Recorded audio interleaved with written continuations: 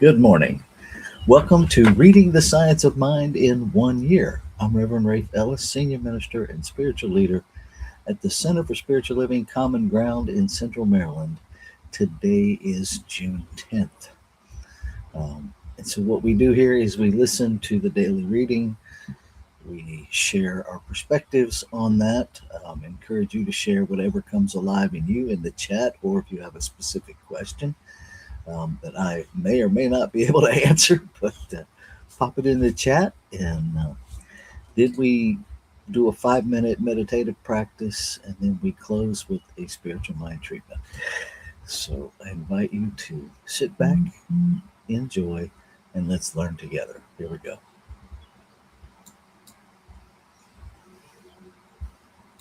Reading for June 10th, Science of Mind, A Philosophy of Faith, A Way of Life by Ernest Holmes.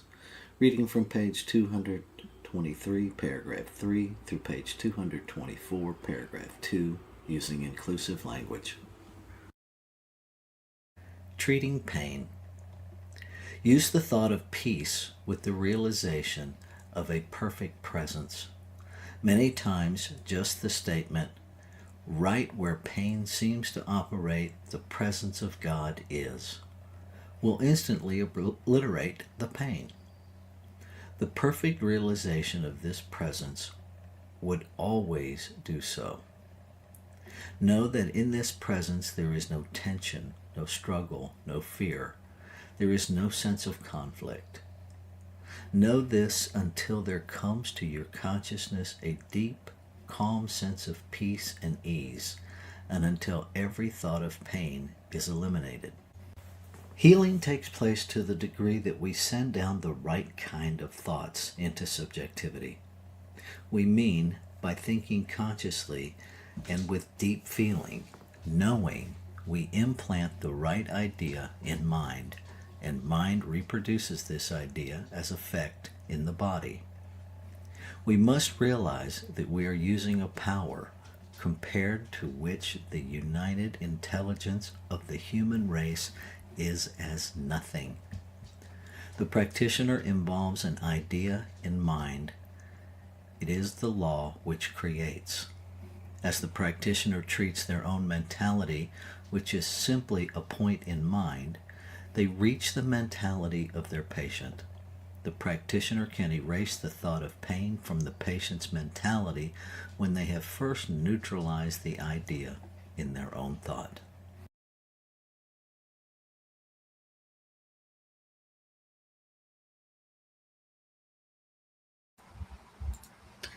So this morning's reading is short and sweet.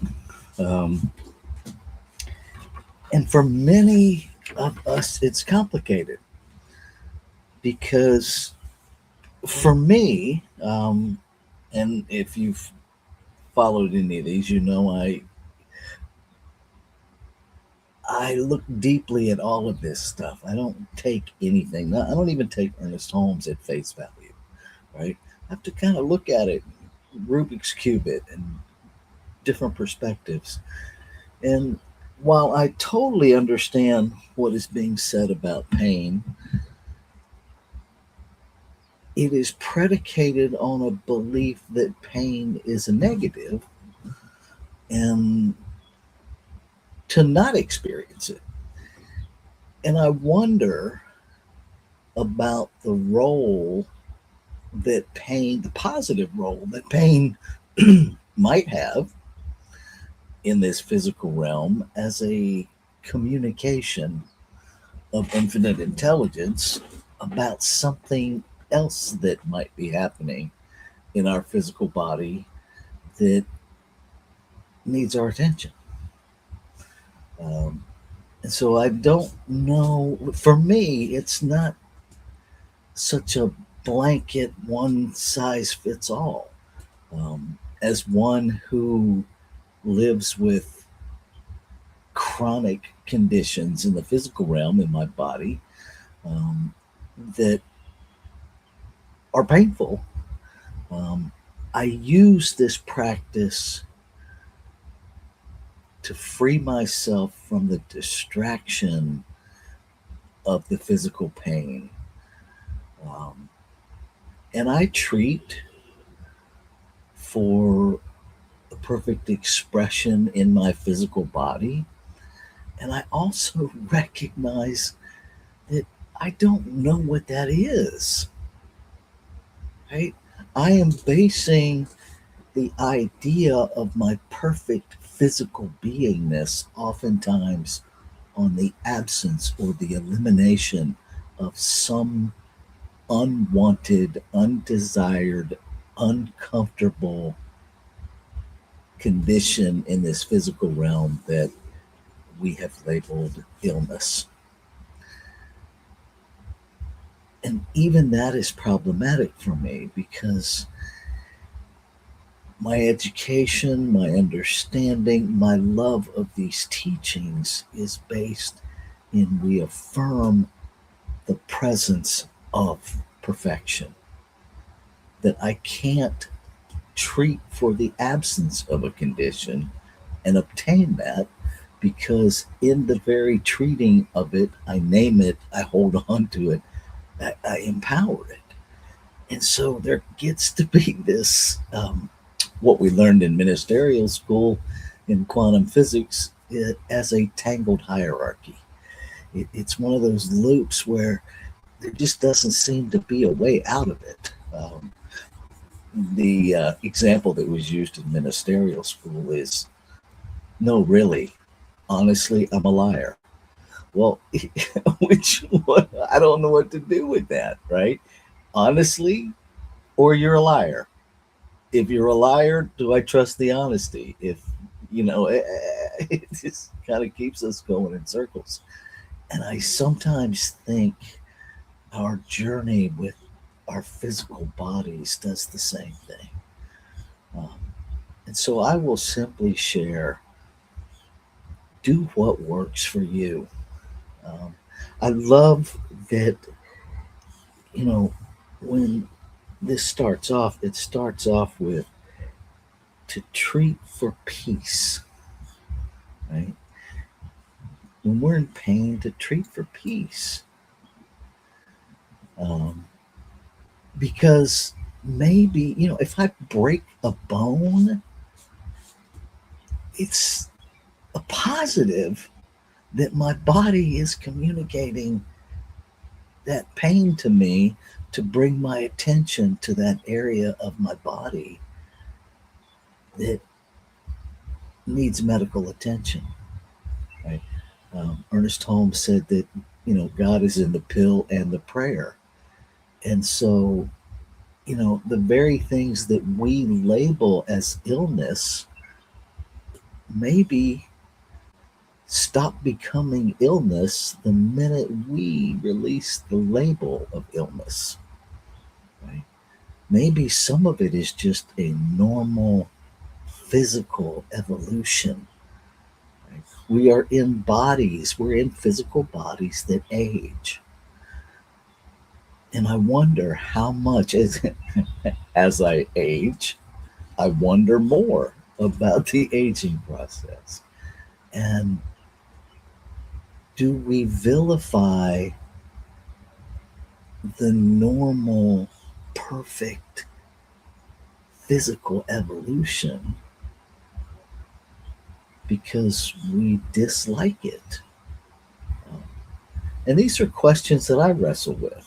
Um, I don't have a definitive answer, and I'm not even sure there is one, really. Um, Sometimes I think there's way more value in our willingness to wrestle with the concepts because in doing so, we uncover limiting beliefs and then we can choose whether or not to keep them. If we're unwilling to question ourselves, if we're unwilling to question what somebody else wrote, if we're unwilling to question a perspective that is offered, I think we limit ourselves. So I invite you, question everything. Question everything I say. Question everything you say. Question everything we read. not from a negative, but from a what's really being said here? Do I really understand it? Um, I think it means this. I'm not really sure. Yesterday I thought it meant this. Right? To just be alive with everything and to move with it free of limitation. Um, because of all the physical pain that I've ever experienced, the pain of self imposed limitations is far greater, far greater. Uh, and so, treating for peace, um, treating, to recognize and realize that I am the substance of perfection. And so, perfection must already be fully present. Right? That when you're treating, that you're taking time to recognize that the essence of you, the substance of you, is perfection. So you already are whole, perfect, and complete. It reminds me of the Rumi quote because so often we're trying to get things. And Rumi reminds us that our job is never to create more love, but simply to remove all the barriers that we've created against it. And so perhaps our job is not to manifest more perfection, but simply to stop all of the thinking that imprisons us in limitation. Stop all the lies that tell us we're imperfect and actually open ourselves to experience the perfection that has always been present in, through, and as us. We are made of it. It must be everywhere we are. Are we willing to treat for an experience of that peace, of that calm, of that ness, to just allow ourselves to experience the full presence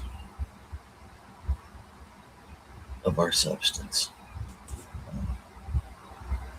And with that, I'm going to take us into our time of meditation and contemplation to practice experiencing just that. Here we go.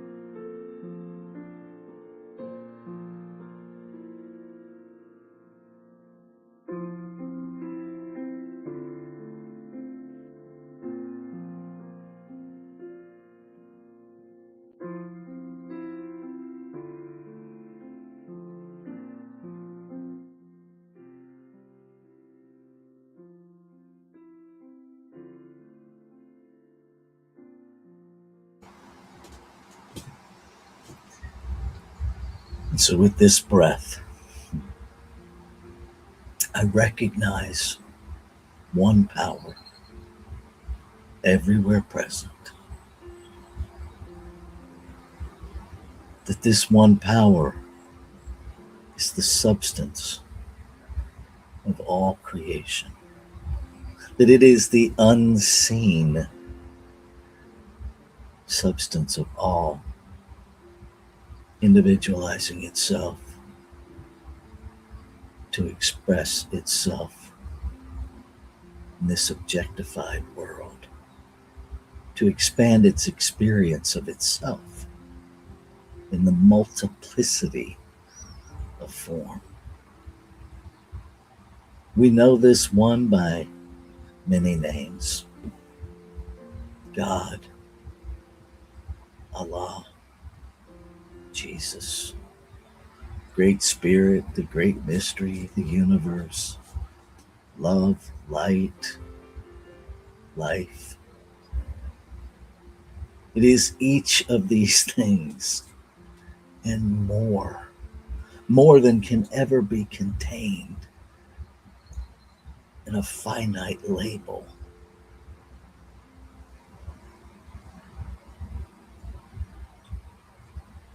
It is beyond a name. It is beyond limitation. It is beyond a single definition.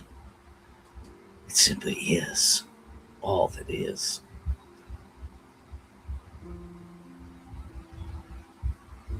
And I know that I am that expressing in form. That this one creative essence desires to experience itself as the life, the awakening, the evolution of experience as Rafe. That is my purpose. To be the infinite in form, individualized. To recognize those desires within to express. To recognize the wholeness, the completeness, and the perfection of beingness.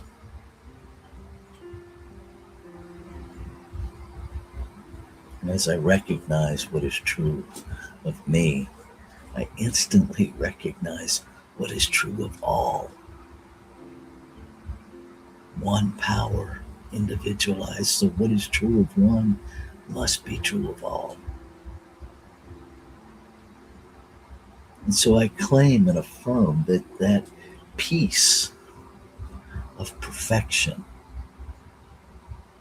is our peace, is expressing itself in, through, and as every individualized expression of itself.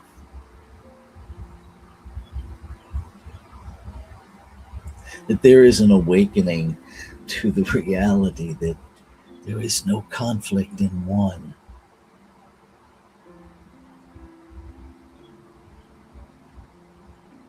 There's only peace. I claim and affirm a right relationship with this physical body. It is the vessel in which I'm traveling. That I listen from love to every clue this physical body gives me, seeking infinite intelligence to care for itself. That I recognize and take responsibility to live in a manner in this physical realm that uplifts my physical being and all those around me. That I choose in alignment with the essence of my being.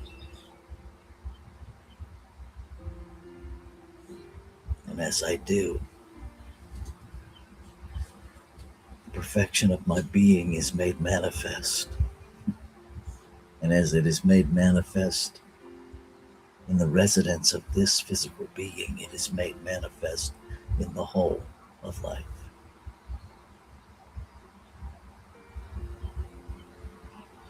And I am grateful. I am grateful for the ease and joy that comes from allowing, from letting go and letting the activity of law work things out. The peace that comes with simply speaking truth and then following those divine nudges, doing what comes to me to do. That is law working it out in my life. That I am a participant in the unfolding of my life. That there is no sideline to sit on in the creative activity of one.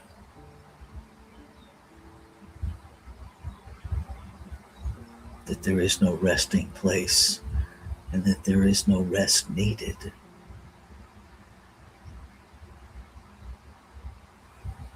And so I let go and I celebrate the activity of creation that I call law, that has already worked everything out.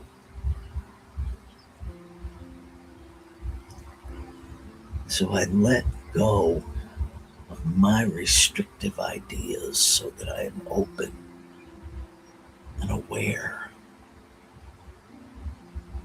of the path unfolding perfectly right in front of me. And I say yes, letting go of all the no's of human control. I say yes with all of me. Yes to experiencing the Word made manifest. Yes to being more than I imagined myself to ever be. Yes to experiencing peace that passes understanding. Yes to life, all of it.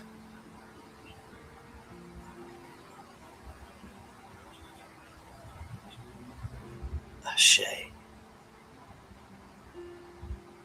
Shalom. Aho. Amen. Amen. And so it is. Namaste.